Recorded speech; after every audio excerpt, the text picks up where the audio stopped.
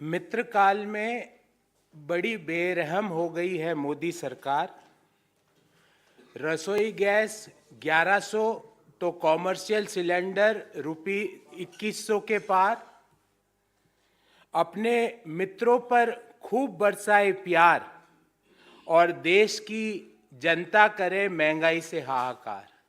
ये मोदी सरकार का जनता को होली के 7 दिन पहले का तोहफा है। आज से ठीक 7 दिन बाद होली है, तो मोदी जी चाहते नहीं कि कोई होली के त्यौहार में कुछ बना ले घर में।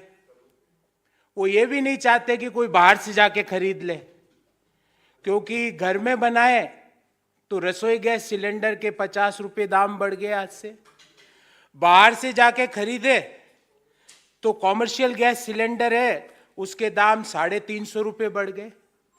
तो मोदी जी का जो सरकार का 9 साल का आर्थिक इम्पैक्ट है, वो मैं एक कहानी के रूप में आपके सामने रखता हूं।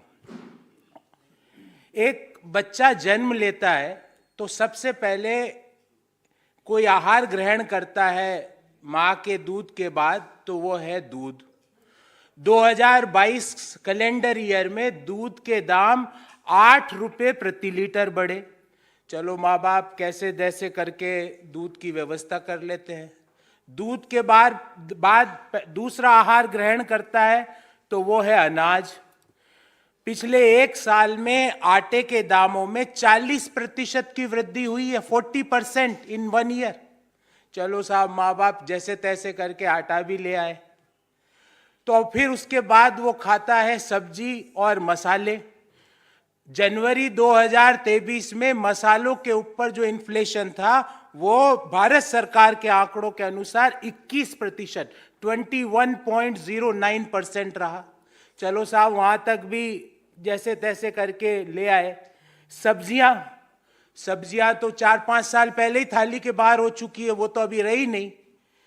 चलो जैसे तैसे बड़े होता है बच्चा, तो माँ बाप की इच्छा होती है कि इसको पढ़ाए लिखाए, तो वो लेते हैं उसके एजुकेशन के लिए लोन, तो लोन पे ब्याज दर बढ़ा दी। चलो साहब वो भी जैसे तैसे व्यवस्था हो गई, बच्चा पढ़ लिख गया। अब रोजगार का बेरोजगारी की दर फरवरी 2023 में 7.45%। उसके बाद उस बच्चे को मोदी सरकार कहती है कि जो जन्म से लेके यहां तक की जो यात्रा हुई उसके लिए मुझे बोलो थैंक यू मोदी जी। तो ये मोदी सरकार का एक सफरनामा है महंगाई के लिए। और कल ही आपने देखा होगा, कल शाम को Q3 के जीडीपी के आंकड़े भी प्रकाशित हुए। और ये रसोई गैस का आज डिटेल बात करेंगे, पर Q3 के जीडीपी के आंकड़े प्रकाशित हुए। ये पहले होते थे बजट के पहले, पर मोदी जी को पता लग गया था कि ये 4 नंबर आएंगे, 4, और 4 नंबर वाले पास नहीं होते, फेल माने जाते हैं। तो जीडीपी के Q3 के आंकड़ों की डेट उन्होंने आगे करवा दी। आपको याद होगा ठीक 1 महीना पहले 1 फरवरी 2023 को मैंने प्रेस वार्ता की थी, तो हमने कहा था Q3 में 4 या 4.2% के आसपास जीडीपी रहेगी। आज एक और घोषणा करके जा रहा हूं, Q4 में जीडीपी 4% से कम रहेगी। इट विल बी बिलो 4%, क्योंकि जो आंकड़े आ रहे हैं, इंडिकेटर्स आ रहे हैं, वो लेस देन 4% के। तो देश में ग्रोथ नहीं, रोजगार नहीं, ऊपर एसेंशियल कमोडिटीज में आप लगा रहे हो महंगाई का तड़का, और फिर आप कहो कि ये अमृतकाल चल रहा है और उसके लिए दो थैंक यू मोदी जी। ये नहीं हो सकता Modi ji. Now enough is enough. दूध बढ़े, आटा बढ़े, मसाले बढ़े, सब्जियां बढ़े, आम लोगों के पहनने वाले कपड़े के दाम बढ़े, और उसके बाद बोलना और है थैंक यू मोदी जी, धन्यवाद मोदी जी। अब आज के विषय पे आते हैं कि ये रसोई गैस का सिलेंडर जो 2014 में 500 के अंदर था, वो आज 1100 के पार कैसे पहुंच गया? इसका क्या गणित है? उसका गणित मैं आपके सामने लेके आया हूं, और ये भारत सरकार का आंकड़ा है। ये जो टेबल है ये मेरी बनाई हुई नहीं है, ये भारत सरकार के पेट्रोलियम मंत्रालय के द्वारा बनाई गई टेबल है। और ये टेबल क्या कहती है? ये टेबल ये कहती है कि 2004-05 से लेके 2013-14 के बीच जो एलपीजी पर सब्सिडी है वो टोटल 2,14,000 करोड़ भारत सरकार ने दी। कितनी? 10 साल में 2,14,000 करोड़। क्यों दी? ताकि रसोई गैस के दाम 500 के बाहर नहीं जा पाए। ऐसा नहीं है, उस समय के जो गैस जो हम बाहर के देशों से मंगवाते थे उसके अंतर्राष्ट्रीय बाजार में कीमतें आज से ज्यादा थी, पर उसको हमने बाहर 500 के बाहर नहीं जाने दिया क्योंकि 2,14,000 करोड़ रुपए की 2003-04 से लेके 13-14 के बीच सब्सिडी दी। मोदी सरकार ने क्या किया आपको पता है? पिछले 9 साल पे सब्सिडी दी है कुल मिला के 36,500 करोड़ रुपया। 2,14,000, 36,500 करोड़ रुपया। और ज्यादा सवाल पूछो तो बोले सिलेंडर लो, गैस भरवाओ, उज्ज्वला स्कीम है। अरे उज्ज्वला स्कीम में दूसरा सिलेंडर भरवाए तो भरवाए कैसे?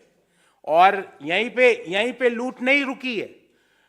आपको जान के ताज्जुब होगा कि घरेलू एलपीजी पर मोदी जी 5% जीएसटी भी लेते हैं और कॉमर्शियल गैस सिलेंडर पे 18% जीएसटी लेते हैं, 18%।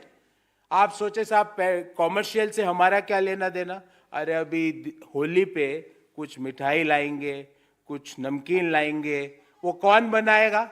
वो बनाएगा कोई हमारे घर के पास वाला हलवाई या मिष्ठान की दुकान। वो तो कॉमर्शियल गैस सिलेंडर यूज कर रहा है। तो आप ना मीठा खाओ, ना नमकीन खाओ, ना मसाले खाओ, ना आटा खाओ, ना दूध का सेवन करो। और ये सब करने के बाद एक और काम करना है, बोलना है थैंक यू मोदी जी। ये मोदी जी का मॉडल ऑफ इकोनॉमिक है। अब कल का आंकड़े के बारे में थोड़ी और चर्चा कर लेते हैं। कल जो 4.4% की Q3 की जीडीपी ग्रोथ दिखाई, आपको जान के ताज्जुब होगा उसका कारण क्या है पता है? और उसी डॉक्यूमेंट में लिख और रहे हैं, क्योंकि वित्त मंत्री को तो समझ ही नहीं है इसमें क्या लिखा हुआ है, उनके पास जो आता है वो पढ़ देती है। उसमें ये लिख रहे हैं कि ये ग्रोथ इतनी कम इसलिए हुई क्योंकि मैन्युफैक्चरिंग नेगेटिव ग्रो कर रहा है, -1.1%। जो एम्प्लॉयमेंट का सबसे इंपॉर्टेंट और सस्टेनेबल सेक्टर है वो नेगेटिव ग्रो कर रहा है। प्राइवेट जो कंजम्पशन है डिमांड की वो नीचे जा रही है। क्यों जा रही है? क्योंकि लोगों के पास पैसा ही नहीं, इन्फ्लेशन है इकोनॉमी में।